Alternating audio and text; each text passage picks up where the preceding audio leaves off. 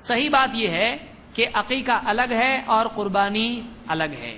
آپ بولیں گے کیا دلیل ہے کہ دونوں الگ ہیں؟ آئیے 5 باتیں کم سے کم دونوں کے الگ ہونے کی بتا سکتے ہیں. اور جب 2 کیس الگ ہو گئے تو ایک کو دوسرے پر قیاس کر سکتے ہیں؟ نہیں. مثال کے طور پر اگر کوئی صاحب کہیں کہ جس کا بھی سفید شرٹ ہے اس کو بلاؤ، تو ظاہر بات ہے بلانے والے کو کیا کرنا پڑے گا؟ ہر ایک کو دیکھنا پڑے گا، ہاں اس کا سفید شرٹ ہے، آ جاؤ اندر. اب وہ نام پوچھنا وغیرہ وغیرہ اس کو کوئی ضرورت نہیں ہے، وہ کنڈیشن دیکھے گا سفید شرٹ. اب وہ جس کا بھی سفید شرٹ ہوگا اس کو اندر بلائے گا. سمجھ میں آ رہا؟ قیاس اس کو کہتے ہیں کہ ایک حکم دیا گیا ہے، اس کنڈیشن میں جو بھی بیٹھ رہا ہے سب کو لو.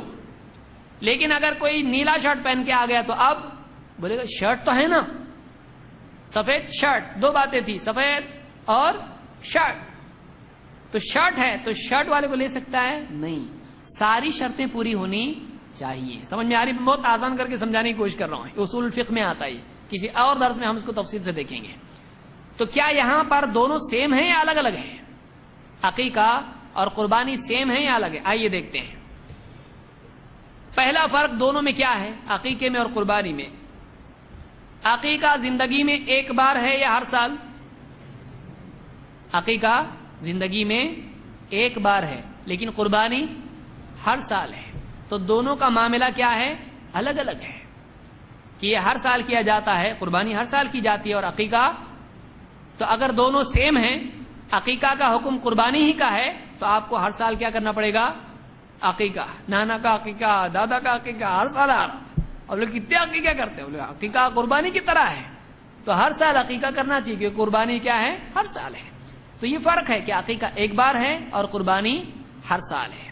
نمبر 2، عقیقہ میں جانور کے سلسلے میں لڑکے اور لڑکی کا فرق آیا ہے. مرد اور عورت کا کیا ہے عقیقہ میں؟ فرق ہے. آپ نے کہا لڑکے کی طرف سے 2 جانور اور لڑکی کی طرف سے 1 جانور. لیکن اگر قربانی کا معاملہ ہے، ایک عورت قربانی کرنا چاہتی ہے تو کتنے جانور؟ اور آدمی کرنا چاہتا ہے تو ایک عورت ہے، مالدار ہے، اس کے پاس مال ہے، وہ قربانی کرنا چاہتی ہے، اس کو قربانی میں کتنے جانور ذبح کرنے پڑیں گے؟ 1. اس کے اوپر 1 ہی جانور کرنا ہے. لیکن عقیقے میں یہ فرق ہے کہ آدمی ہے تو اس کے اوپر 2 ہیں اور عورت ہے تو 1 ہے. قربانی میں ایسا نہیں کہ ارے آدمی ہیں، عقیقہ دونوں 1 ہیں تو 2 جانور قربانی کر، نہیں، بلکہ عقیقہ میں کیا ہے؟ 2 ہیں اور قربانی میں 1 ہے. مزید یہ کہ قربانی ایک آدمی اگر قربانی کرتا ہے تو گھر والوں کی طرف سے ادا ہوتی ہے کہ نہیں؟ ہو جاتی ہے. لیکن عقیقہ باپ کا ہوا، عقیقہ پوری فیملی کا ہو گیا، چلتا ہے ایسا؟ میرا عقیقہ ہو گیا، سب کا ہو گیا. یہاں تو جڑواں کا بھی ہے. تو اس طرح سے مطلب یہ فرق ہے. اسی طرح سے عقیقہ اور قربانی کا شرعی حکم، اس میں بھی فرق ہے. مثلا جو علماء قربانی کے واجب ہونے کے قائل ہیں جیسے احناف، وہ کہتے ہیں قربانی کیا ہے؟ ہر سال واجب ہے. وہ عقیقہ کو واجب مانتے ہیں؟ نہیں، بولتے کیا تو بھی چلتا نہیں، کہ بلکہ بعض علماء تو ان میں مکروہ کے قائل ہیں.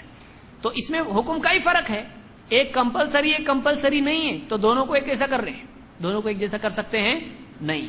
اور بعض علماء عقیقہ کے واجب ہونے کے قائل ہے اور قربانی کے واجب نہیں ہونے کے قائل ہے، جیسے کہ اصحاب الحدیث.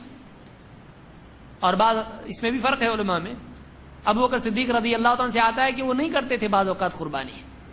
تو قربانی کمپلسری نہیں ہے اور عقیقہ کمپلسری. تو بعض علماء میں الٹا ہے، قربانی ان کے یہاں کمپلسری ہے اور عقیقہ کمپلسری نہیں. تو دونوں کا حکم بھی الگ ہو رہا ہے ان کے پاس، تو دونوں کو سیم کیسا بول سکتے ہیں؟ نمبر 4، کچھ لوگوں کے لیے درس بڑا بھاری ہو رہا ہوگا، بہت آج علمی باتیں آ رہی ہیں. میں سوچ کے آیا تھا کچھ تو بولا بھالا درس ہوگا ایک دم، لیکن کبھی ایسا بھی ہونا چاہیے. دیکھیے قرآن و سنت میں کتنا ہے، اور علم زندگی کے معاملات کے سلسلے میں ابھی بچہ پیدا ہوا 7واں دن ہے، 7ویں دن سے شروع ہوئی کتاب ہماری، کتنا مواد ہمارے پاس ہے. 4، عقیقے کا وقت فوت ہو جانے کے بعد بھی وہ کیا جا سکتا ہے، لیکن قربانی کا اب بتائیے. بعض علماء 3 دن کے قائل ہے قربانی کے بعد، یعنی عید الاضحیٰ کے بعد 3 دن کے. بعض علماء کہتے ہیں 2 دن تک کرتے. وہ فرق چھوڑ دیجئے. لیکن اگر سمجھ لیجئے ایام التشریق چلے گئے، عید کا دن گیا، پہلا دن گیا، دوسرا گیا، تیسرا چلا گیا، کوئی آدمی بولتا ابھی ایک بکرا آیا ہاتھ میں میرے، بکرا نے واقعی بکرا،